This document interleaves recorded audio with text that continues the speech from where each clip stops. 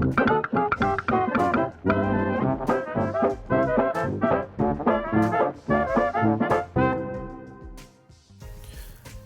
everyone and welcome to Gaming Effect. My name is Steven, aka The Phonograph, and today we have a delightful interview with Gear Gaming in Birmingham owner Dustin. And we were talking about tabletop gaming, and I know, although it's a little bit of a departure for what this channel is typically accustomed to, gaming is gaming, and a lot of the games and MMOs that we play and RPGs in general really take a lot of heavy influence or just blatantly digital versions of D&D and other turn-based tabletop games. So I figured, why not have an interview about people who do tabletop gaming. So I don't really have too much to add here, so without further ado, let's get this started. So I'm here with Dustin, and I'm also here with Mark, and this is Steven, and we are doing an interview for Gaming Effects, and we're here at Gear Gaming here in Birmingham. Dustin, how you doing? All right, how are you guys doing today? I'm doing pretty well. Good. So what made you want to actually open up a shop down here in Birmingham? So I've been in the gaming business since the early 90s. Got out of it in the late 90s, but always been a hobbyist. Mm-hmm.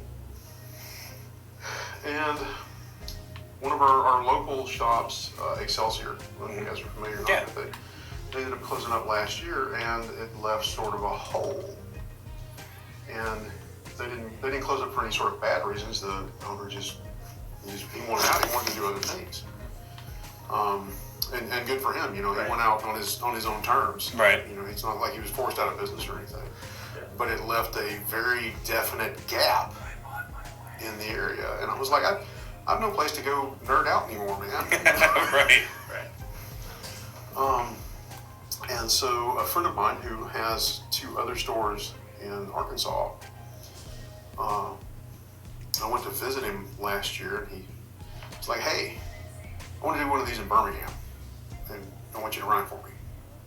Nice. And I said, okay, I guess I will. It was about that difficult. Right. It was really funny because I was in the middle of a career transition at the time. There was a little bit of serendipity happening. So I said, you know what, let's do this. Nice. And so what kind of gaming did you do in the 90s? Like what? Oh man, all of it. A little bit of everything. I played Magic in alpha and beta. Decided it wasn't really my game, but I did play it. I've been playing D&D consistently since '87. Nice. Lord, man, just tons of RPGs, tabletop war games, mostly 40K, with some other stuff here and there. Right. Even did some LARPing with Vampire, local group that did live action productions. Very cool. Nice. They actually staged productions. It was really, really neat. And so what do you get from tabletop gaming versus like what would a traditional RPG would be? See, I've never played D&D, okay, but I have played all of the D&D based RPG computer games. Baldur's Gate 2, okay. Icewind Dale, right. All of those, even leading up to like the newer Neverwinters and Dungeon Sieges today. So all those are fun, right? I play MMOs. Mm-hmm. And they're all fun. The problem is that for the most part you're on rails. Mm-hmm. Okay. You can't leave the track really. Right.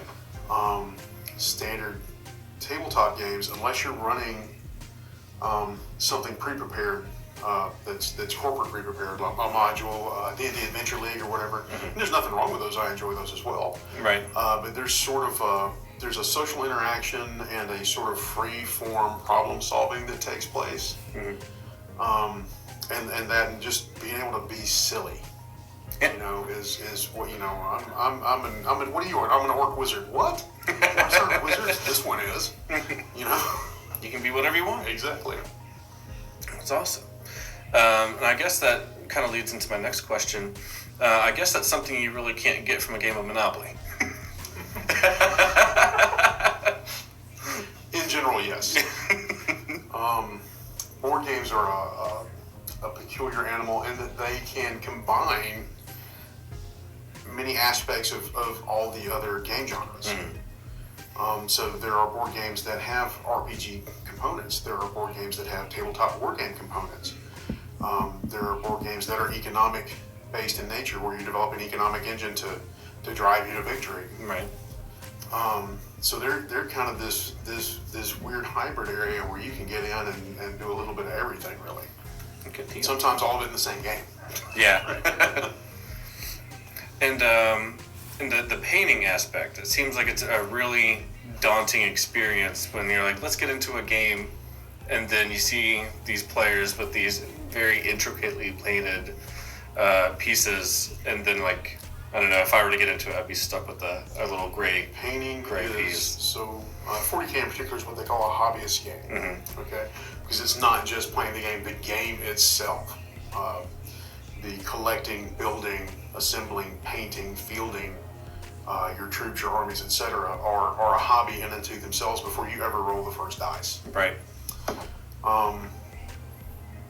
And yeah, I used to, when I started tabletop wargaming in '92, so I used to I didn't care about, I was like, oh, that's a cool looking model, but I was more concerned about what this model did on the tabletop. Right.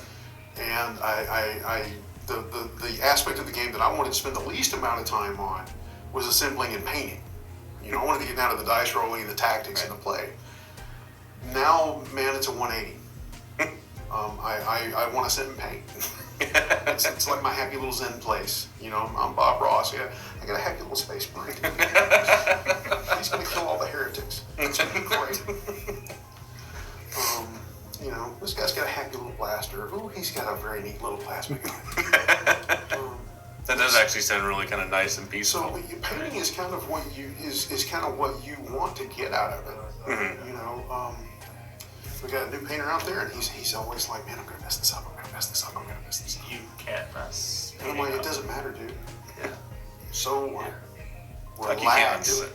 Relax. Breathe. Enjoy it. Just relax, man. It's cool. Just relax. Enjoy it. If you're stressing about it, then yeah, you are gonna mess up. You know why? Because nothing's ever gonna be good enough. Period. Right. You're gonna be stressed about this, man. Relax. And I've heard of people being like they're constantly changing the colors and even going further into detail, little details. Man, there's guys that work their armies like Kardashians work their wardrobe. It's we've got 4 different outfits today.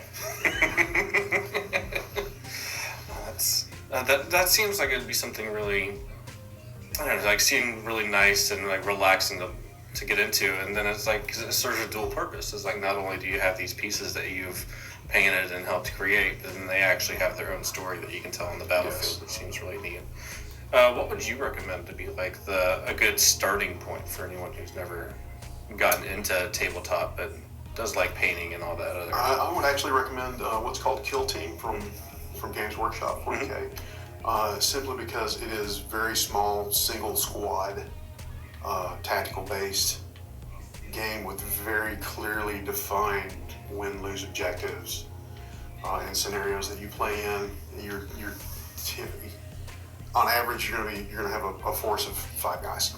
Oh. It could be as many as 10, depending, but you're not fielding a full army. Right. It's very small squad based, single squad generally.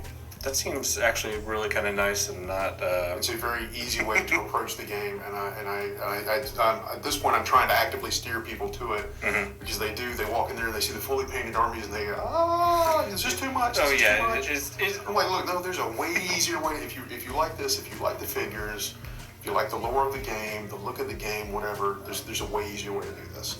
Yeah, because on the surface, when you see all these intricate, beautifully done like set pieces that they have, the things that you could swear they were real and that you were suddenly a giant, that like you're looking at it and you're like, there's no way. It was like, these are things that people have done for 50 years that have been passed down to other generations because there's no way that anyone's going to have time to make these. Right, and I was kind of an art kid in school. Actually, I was a big old weirdo because I was a jock and an art kid, and I played D&D. So you have to cover all the bases. Yeah, man. But and for anybody listening that doesn't get that reference, yeah, I'm old. I don't even know if there's social strata still exists in schools anymore. Oh no, I do think that. But there's a lot of fun to it. There's a lot of social interaction to it.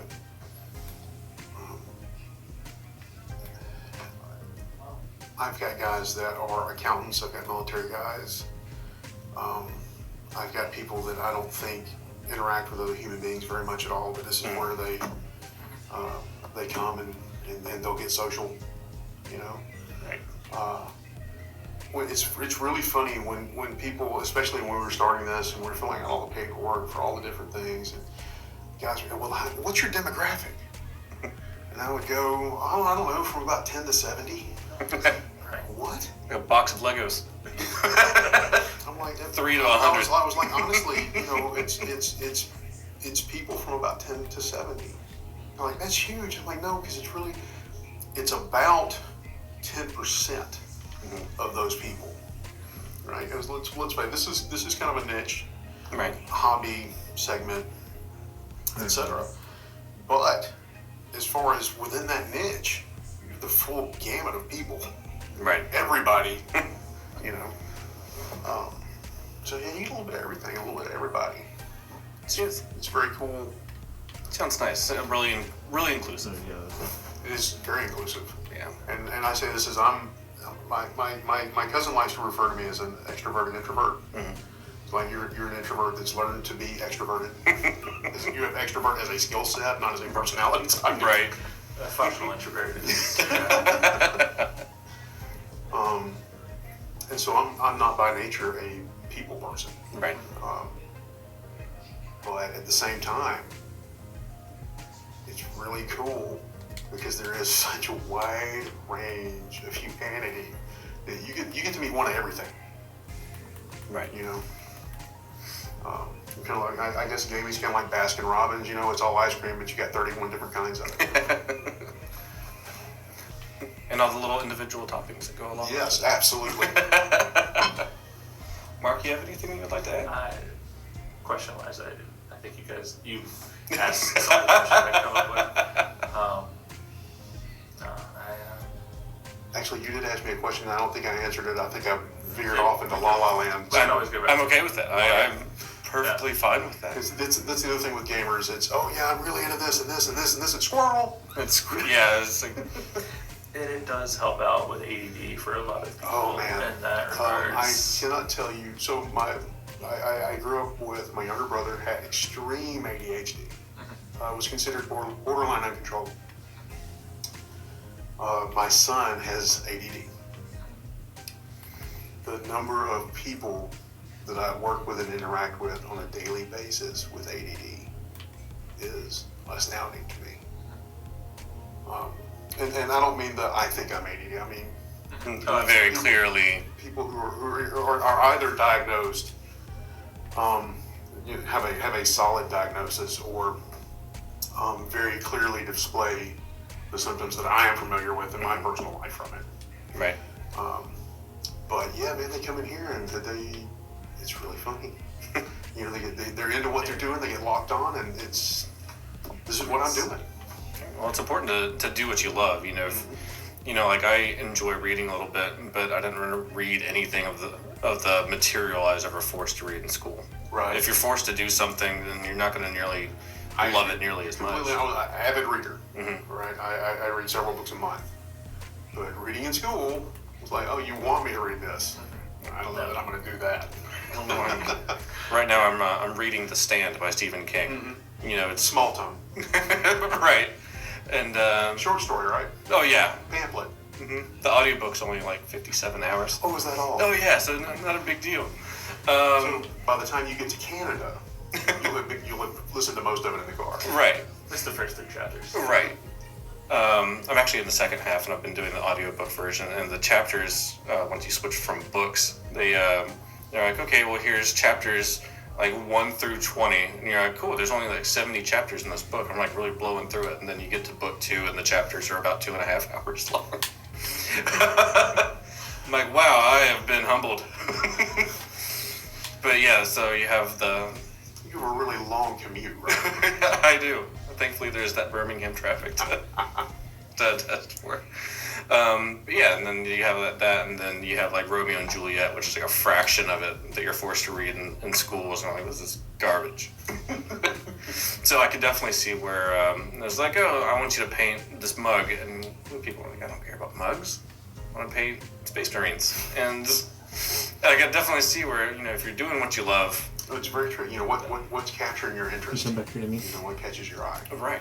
And that's I think that's honestly like the important thing. It's like, I think tabletop gaming in particular will transport you to so many different worlds that I think there's so many things that you can lock onto. There's something out there for you, period. Mm-hmm. And so many different facets of it. And I agree. And I think in our current electronic age, mm-hmm. Where there's nothing that you can't see on the big screen. There's nothing that you have to imagine. Right. Sitting around a table with 6 buddies, and what are we doing? I'm riding a unicorn. We're going to go fight a dragon, and you have to imagine it all. Right. You have to cook it up in your head. And that's always been the most difficult part for me, I think. One of the things that has kind of kept me from actually playing tabletop D&D or any of those other games is I feel like as an adult, I have lost my imaginative quality. Because you're right, you're absolutely right. When you're playing video games, you don't have to imagine it. It's, in a sense, it's almost easier in that way. And it's really kind of hard to think that, like, imagination is a skill that kind of drops off if you're not really cultivating it with age. And I think that's always been one thing that's kind of kept me from doing the more tabletop stuff. But I've been interested. Like, I really want to get into it. I think I might actually start with, you said Kill Team? Kill Team. Yeah, see, I mean, that seems like a nice way for me to, like, dip my feet into the waters. The guys that do it up here, and they're starting a league, are man, they're super nice guys. I mean, just sweethearts. And David Killingsworth ran after whatever the hurricane that came through Alabama last week was called. We went 2 days or 1.75 days without power. Mm-hmm. But the 0.25 days that we did have power, David was scheduled to run a Kill Team demo for people.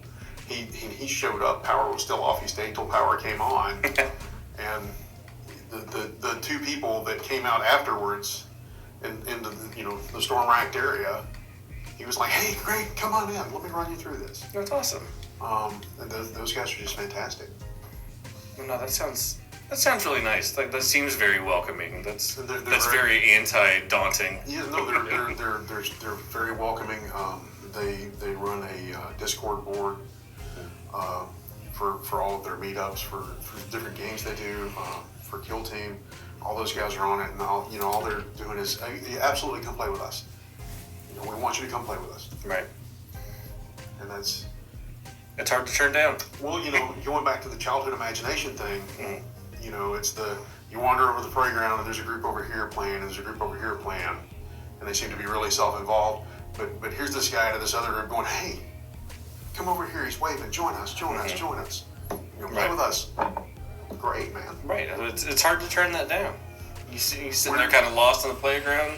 Even as an introvert, I understand that we are wired to be social creatures. Mm. So that sounds great. So I don't think I have any more questions. Do you have anything else that you would like to add?